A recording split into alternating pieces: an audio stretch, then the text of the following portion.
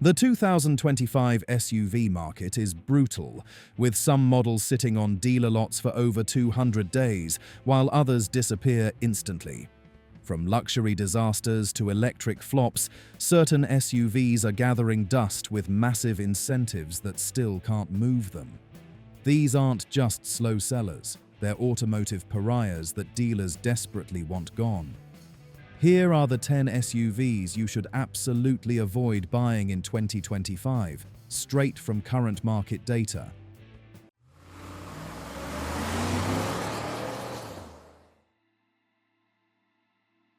The Jaguar F-Pace is officially the slowest-selling SUV in America right now, and there's a reason why this British beauty can't find buyers. Consumer Reports expects the 2025 F-Pace to be less reliable than other new cars based on Jaguar's brand history, and owners frequently report electrical and infotainment system glitches that cause frustration. Multiple recalls have plagued the F-Pace, from crankshaft pulley bolt fractures to fuel leaks and instrument cluster failures. The 2025 model year will be the F-Pace's last as Jaguar transitions to an all-EV lineup, making it a dead-end purchase with questionable future support. Despite its stunning looks and 246 horsepower turbocharged engine, the F-Pace can't match competitors like the BMW X3 for refinement or value. Dealer service experiences vary wildly, and the reliability reputation continues to hurt sales. With days' supply exceeding 6 months, dealers are motivated to negotiate, but buyers should consider whether the headaches are worth any discount.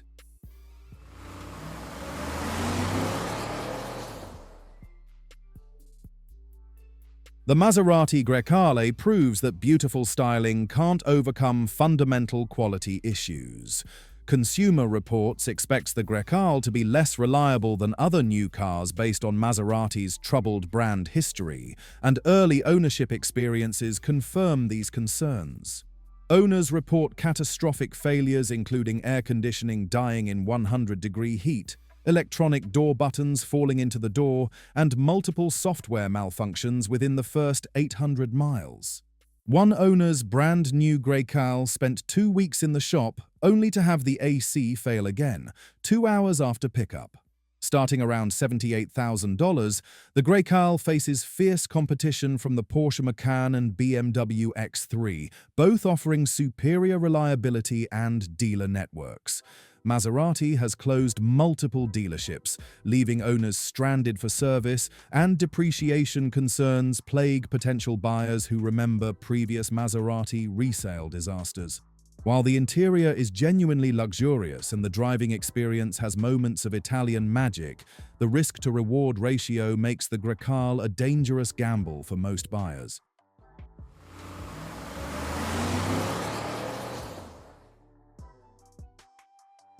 Ford's EV sales plummeted 31% in Q2 2025 after a massive Mach-E recall forced dealers to halt all sales. Over 315,000 Mustang Mach-Es were recalled due to a 12-volt battery flaw that could trap occupants inside, including children and pets. The electronic door latch system creates a lockout condition that poses serious risks, especially in hot weather.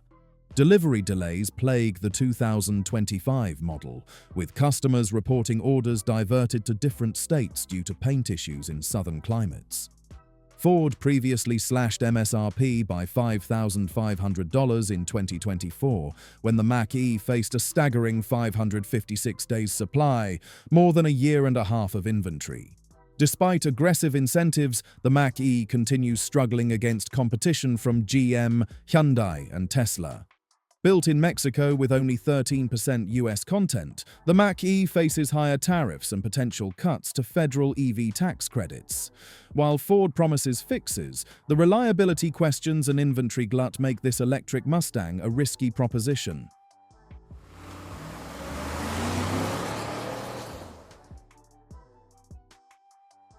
The Land Rover Discovery sits on dealer lots with 216 days of market supply and 1,664 examples gathering dust. Consumer Reports expects the 2025 Discovery to be less reliable than other new cars based on Land Rover's consistent quality issues. Owner reviews paint a devastating picture. After 7,000 miles and 5 months, the Discovery has been in the shop 18 days with major brake issues, software problems, and AEB failures. One long-term Land Rover customer warned others, "Don't buy a Land Rover product after dealing with 20 years of reliability problems." Multiple owners report the Discovery spending more time in the shop than in the garage, with some vehicles requiring repair within 30 days of purchase. The resale value is described as very low after just 2 years, making the Discovery a poor financial decision.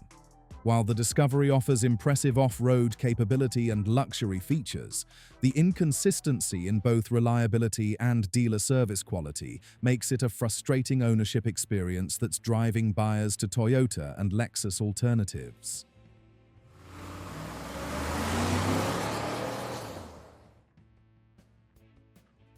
The Infiniti QX60 represents everything wrong with luxury brands that have lost their way.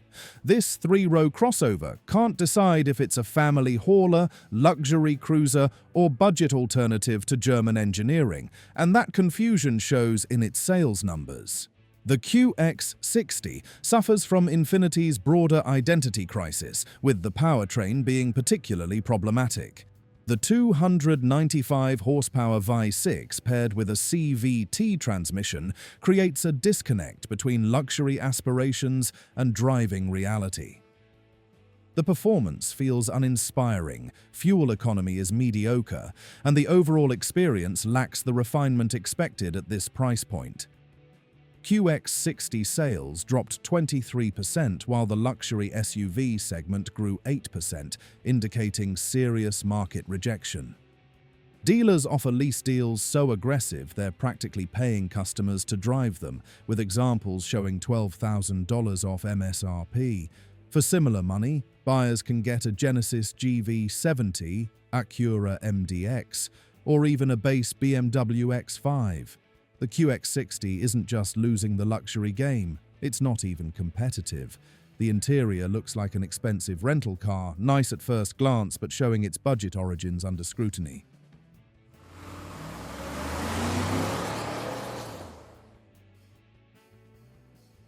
Lincoln's compact luxury SUV attempt feels like watching someone dress up a Ford Escape for prom. The Corsair tries to compete with the BMW X3 and Mercedes GLC, but feels more like a Ford Escape wearing a tuxedo. The fundamental problem is Lincoln's inability to decide what the Corsair should be. They injected sportiness with a 295 horsepower turbo engine, but saddled it with comfort-tuned suspension that makes it feel disconnected from the road. The technology situation borders on tragic, with Lincoln's SYNC system making users want to return to paper maps. Market performance is brutal, with Corsair sales flatlining while competitors thrive. Dealers offer incentives that would make Black Friday shoppers jealous. $7,000 cash back, 0.9% financing, and lease deals that are essentially charity. One Lincoln dealer converted their Corsair display space into a coffee shop because it brings more people into the showroom. In a world where Genesis exists and delivers real luxury, the Corsair feels like automotive homework, technically correct but completely joyless.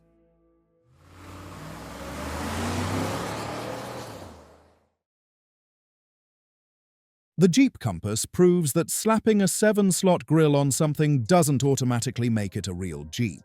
This crossover suffers from severe identity crisis syndrome, trying to be rugged like a Wrangler, practical like a Cherokee, and affordable like a Patriot while failing at all three. The 2.4-litre engine wheezes out 180 horsepower while returning fuel economy that's embarrassingly poor for such an underpowered unit. You literally get the worst of both worlds: slow acceleration and frequent gas station visits. The CVT transmission feels like it's fighting against basic physics. Reliability reputation is devastating, with the Compass plagued by transmission issues, electrical gremlins, and build quality problems that make 1970s British sports cars seem dependable. Consumer Reports ranks it near the bottom for predicted reliability, with online forums full of horror stories. The interior feels cheaper than cars costing thousands less, despite the premium Jeep badge. Depreciation reaches 70% value loss in 3 years, making the Compass financial suicide. Dealers would rather sell literally anything else on their lot, and smart buyers should listen to that advice.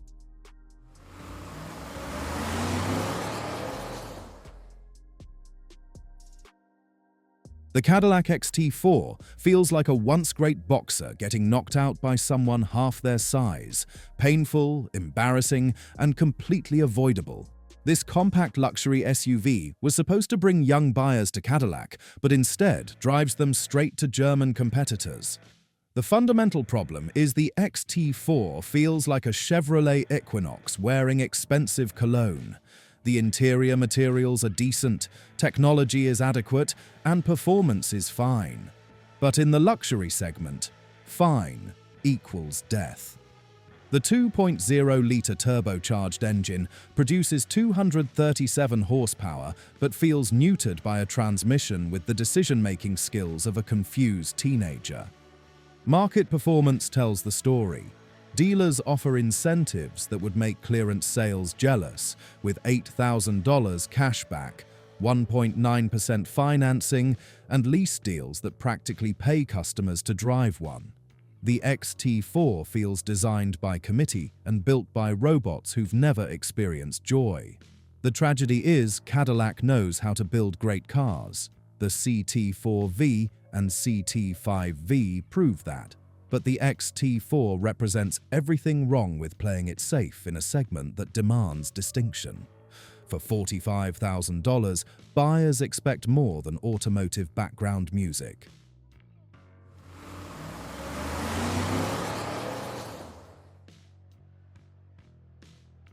The Genesis GV60 represents everything right about Genesis's luxury approach: gorgeous interior, cutting-edge technology, and build quality that makes German engineers jealous. So why can't dealers sell them? 3 brutal words: brand recognition matters. Genesis GV60 sales dropped 40% while the luxury EV segment actually grew, proving that excellence isn't enough when fighting Tesla's marketing machine and established luxury brands. Dealers offer $15,000 incentives on vehicles with $65,000 MSRPs, and they're still not moving. Genesis suffers from the Hyundai's luxury brand perception battle in the EV space, which is a massive handicap.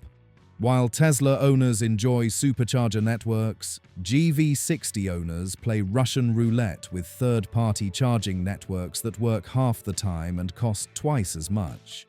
One Genesis dealer described it as the best car nobody wants to buy, which perfectly captures the GV60's dilemma. The electric powertrain is brilliant, range is competitive, and the driving experience genuinely engaging. But in the EV space, perception often trumps reality, and Genesis is losing that battle despite building superior products.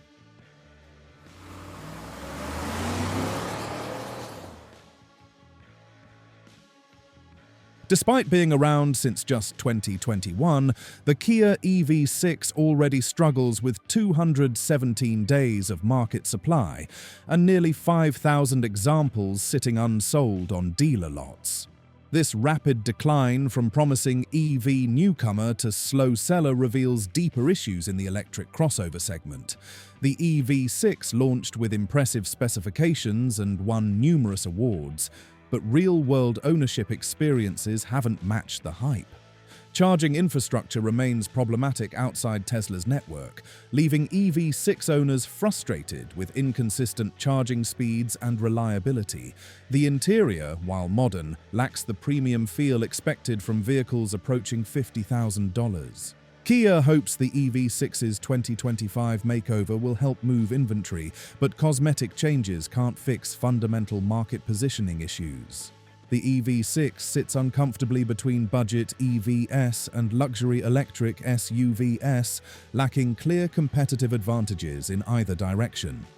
Range anxiety persists despite decent EPA ratings, and resale value concerns plague early adopters. Dealers are offering substantial incentives to clear 2024 inventory before 2025 models arrive, but buyer hesitation suggests deeper skepticism about Kia's electric vehicle strategy. The EV6 proves that being early to market doesn't guarantee success when execution and infrastructure lag behind promises. These 10 SUVs prove that 2025's market is unforgiving. Beautiful designs and impressive specs mean nothing if reliability, value, or brand perception fail. With some models sitting over 200 days on lots despite massive incentives, dealers are desperate to move inventory before model year transitions. Smart buyers will avoid these automotive pariahs and focus on proven performers. Want to know which SUVs are actually worth buying? Check out our latest video on the fastest-selling SUVs that dealers can't keep in stock.